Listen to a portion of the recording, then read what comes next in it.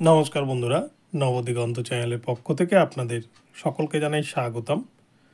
তো বন্ধুরা, আজকে রবিবারের সকালে সকলকে গুড মর্নিং জানিয়ে আমি আবারও একটি নতুন আপডেট আপনাদের জন্য শেয়ার করতে চলেছি। তো এখন আমি আপনাদেরকে যে আপডেটটি শেয়ার করতে চলেছি, এই আপডেটটি ভীষণ গুরুত্বপূর্ণ হতে চলেছে আপনাদের জন্য। বিশেষ করে যারা 2022 ইন্টারভিউ প্রসেসে অংশগ্রহণ করেছিলেন এবং যারা আনঅ্যাবজর্বড ক্যান্ডিডেট হিসেবে রয়েছেন, তাদের ভবিষ্যৎ কী বা তাদের করণীয় কী, তাদের চাকরিটা আদৌ হবে কি না, এই বিষয় নিয়ে এখন আমি আপনাদের সাথে এই ভিডিওর মাধ্যমে বিস্তারিত আলোচনা করব। তো আপনারা সম্পূর্ণ ভিডিওটি স্কিপ না করে প্রথম থেকে শেষ পর্যন্ত দেখতে থাকুন। এই ভিডিওর মাধ্যমে আপনারা অনেক অজানা তথ্য পেয়ে যাবেন। তবে তার আগে বলে রাখি, যারা প্রথমবার আমার চ্যানেলে এসেছেন আপনারা কিন্তু অবশ্যই আমার চ্যানেলটিকে সাবস্ক্রাইব করে নেবেন, কেননা আপনারা কিন্তু যারা রেগুলার আমার চ্যানেল ফলো করেন আপনারা নিশ্চয়ই দেখেছেন যে আমার চ্যানেলে কী ধরনের খবর পরিবেশন করা হয়, এবং সবার আগে সবার প্রথমে এই ধরনের অথেন্টিক নিউজ পাওয়ার জন্য আপনারা কিন্তু অবশ্যই চ্যানেলটিকে সাবস্ক্রাইব করে সর্বদা ফলো করতে থাকবেন। তো চলুন আমরা এবার আজকের আপডেটটি প্রথম থেকে শেষ পর্যন্ত বিস্তারিত জেনে নিই। তো বন্ধুরা, যারা এই 9533 প্যানেলের মধ্যে অ্যাবজর্বড ক্যান্ডিডেট ছিলেন, তাদের তো কোনো টেনশন নেই। তাদের মধ্যে অনেকেই কিন্তু জেলাভিত্তিক যে রিক্রুটমেন্ট শেষ হয়ে গেল সেখানে কিন্তু অনেকেই পার্টিসিপেট করেছেন এবং তারা নিজের বাছাই করে স্কুল পেয়েও গেছেন নিজের জেলাতে। বাড়ির নিকটবর্তী স্কুল অনেকেই পেয়ে গিয়েছেন, কিন্তু কিছুজন বাকি থেকে গেছেন যাদের কিন্তু স্টেট ওয়াইজ কাউন্সেলিং এবারে শুরু হতে চলেছে। পর্ষদ থেকে তার নোটিশ জারি করতে চলেছে এবং সেখানে কিন্তু যারা জেলাতে চান্স পাননি তারা পার্শ্ববর্তী যে জেলাগুলো রয়েছে যেখানে শূন্যপদ রয়েছে সেখানে তাদেরকে চাকরি দেওয়া হবে।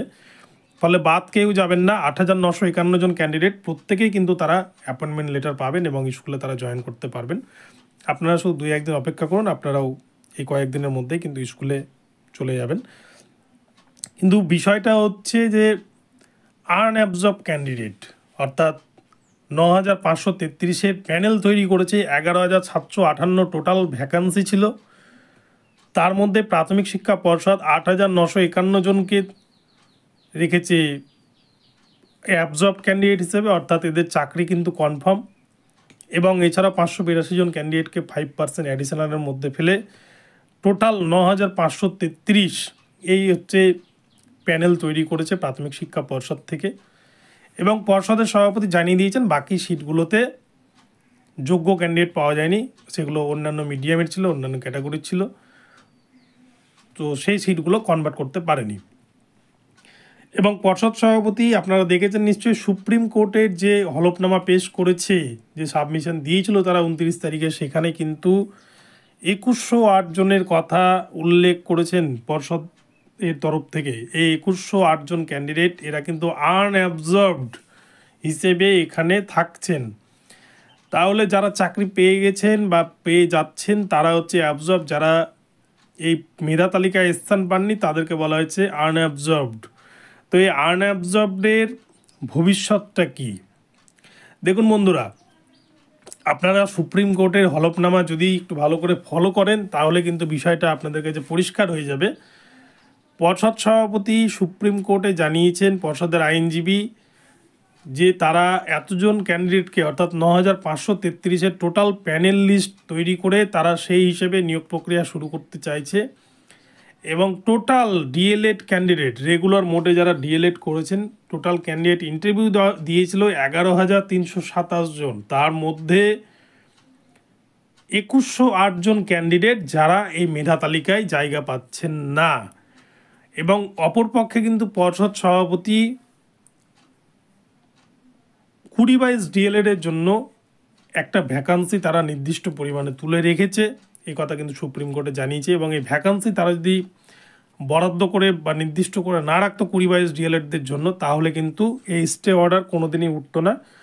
সেই জন্যই পর্ষদ একটা ভ্যাকান্সি নির্দিষ্ট করে রেখেছে এবং 6 সপ্তাহের মধ্যে তাদের ইন্টারভিউ এবং হলফনামা দিতে হবে সুপ্রিম কোর্টে। এবং তার উপরেই কিন্তু ভবিষ্যৎ নির্ভর করে এই পুরো প্যানেলের।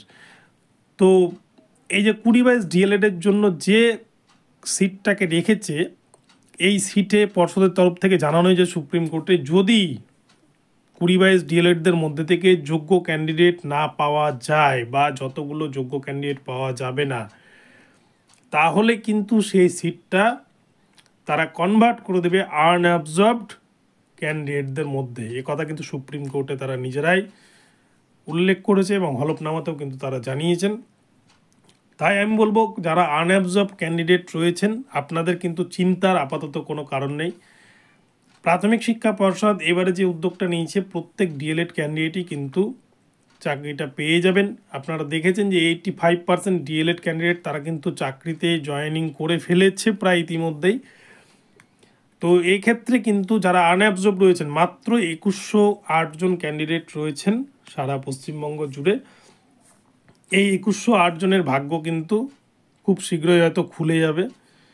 এবং আমি এই মুহূর্তে আরও একটা বিষয় বলে রাখি যে এই যে কাউন্সেলিং প্রক্রিয়া চলছে এখনও, যেটা শেষ হয়নি, জেলাভিত্তিক শেষ হয়েছে কিন্তু স্টেট ওয়াইজ এখনও শেষ হয়নি। স্টেট ওয়াইজ কাউন্সেলিংয়ের পর যদি দেখা যায় যে হিউজ পরিমাণ ভ্যাকান্সি ফাঁকাই থেকে যাচ্ছে, তাহলে কিন্তু সেই শূন্যপদ পূরণ করা হবে ওয়েটিং লিস্টের ক্যান্ডিডেটদের মধ্যে, অর্থাৎ 5% যে প্যানেল লিস্ট তৈরি করেছে প্রাথমিক শিক্ষা পর্ষদ। এবং সেখান থেকেও যদি দেখা যায় যে কোনো কোনো ক্যাটাগরিতে হয়তো শূন্যপদ ফাঁকাই থেকে যাচ্ছে, সেগুলোতে ওয়েটিং লিস্টের ক্যান্ডিডেট দিয়েও পূরণ করা যাচ্ছে না, তখন কিন্তু প্রাথমিক শিক্ষা পর্ষদকে নতুন আবার সেকেন্ড প্যানেল লিস্ট পাবলিশ করতেই হবে। এবং সেই প্যানেল লিস্ট অনুযায়ী কিন্তু আনঅ্যাবজর্ব ক্যান্ডিডেটরা সেই মেধা তালিকায় জায়গা পাবেন।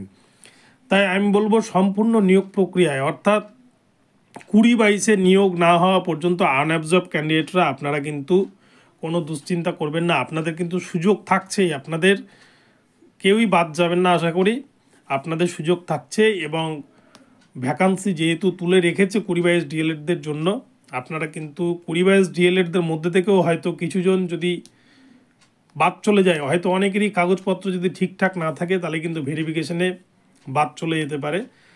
তাহলে সেক্ষেত্রে যারা আনঅ্যাবজর্ব থাকবেন তাহলে তারা কিন্তু সেই জায়গায় পেয়ে যাবেন। অর্থাৎ এই কথা বলতে পারি যে বাংলা মিডিয়ামের যতগুলো ভ্যাকান্সি রয়েছে ততগুলোতে কিন্তু একটা শূন্যপদও ফাঁকা পড়ে থাকবে না।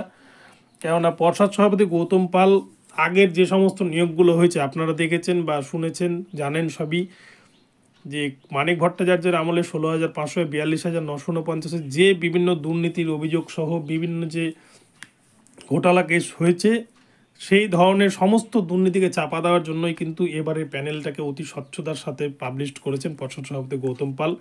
এর আগে কিন্তু আমরা দেখেছি প্রাইমারিতে এত স্বচ্ছভাবে কোনো প্যানেল তৈরি হয়নি। তাই এই প্যানেলটা যেভাবে তৈরি হয়েছে তাতে কিন্তু সবাই মেধার ভিত্তিতেই চাকরি পেয়ে গেছেন এবং ভবিষ্যতেও কিন্তু পাবেন।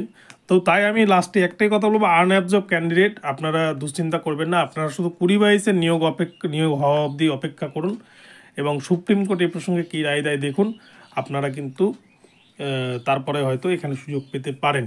তো বন্ধুরা, এখনও এই পর্যন্ত রইল আপডেটটি। আপনাদের আপডেটটি কেমন লাগলো আপনারা অবশ্যই কিন্তু কমেন্ট বক্সে জানাবেন। তো ভিডিওটি ভালো লাগলে অবশ্যই চ্যানেলটিকে সাবস্ক্রাইব করে দেবেন এবং এই ধরনের আপডেট প্রতিনিয়ত পেতে আমার চ্যানেলটিকে ফলো করতে থাকুন। পরবর্তী আপডেট নিয়ে আবারও আসছি আপনাদের জন্য। ধন্যবাদ, সবাই ভালো থাকবেন।